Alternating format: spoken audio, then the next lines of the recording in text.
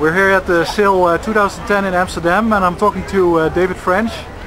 Could you explain a little bit about what you are doing here and what this boat is about? Well, the Antinea Foundation is concerned with ocean conservation in general, and about 1 year ago we launched an expedition called the Changing Oceans Expedition. And the aim of this expedition is basically to do some science about how the oceans are changing and to communicate and raise awareness among decision makers and members of the public about the importance that the oceans play in the role that they play in our lives. How did you get the vessel? Well, the boat itself was actually, it has a long history of its own. It was built by the Germans during the Second World War as a war boat for restocking submarines and for tracking down mines, and even for laying mines as well. And it was taken over in the 70s by a French guy who converted it into a sailing boat, and he started doing some social education projects and some science projects. What was his name? What was his name? I don't know. I couldn't remember his name just now. Okay. So what's the risk with the oceans at the moment? Well, the core mission of our expedition is actually involves what we're doing is validating a map which was published in Science magazine in 2008, and it was called a global map of cumulative human impact. So what we're actually studying is, with this map there are actually 17 different layers of activity that are included in this map, and that includes climate change, it includes overfishing, it includes agriculture, shipping, lots of different ways that we're having an impact on the oceans.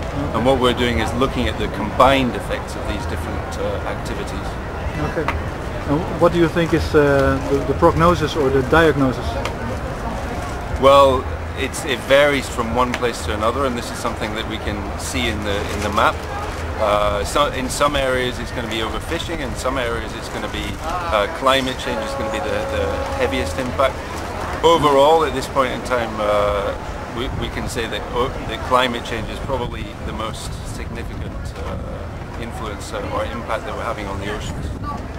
And do you think there's an impact, so what would you say is the consequence of that impact?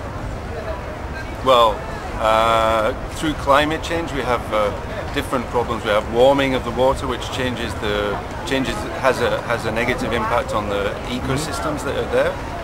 There's also acidification, which is extra carbon dioxide which goes into the atmosphere, which is ultimately absorbed into the oceans and has the effect of raising the acidity of the oceans. There are also issues with climate itself, climate cycles, changes in the winds, the patterns in the wind, and that influences migration of fish. There are lots of different ways that it's having an impact. But to press the point is like acidification and warming, those type of effects, they have an influence on life in the oceans. What would you say about that?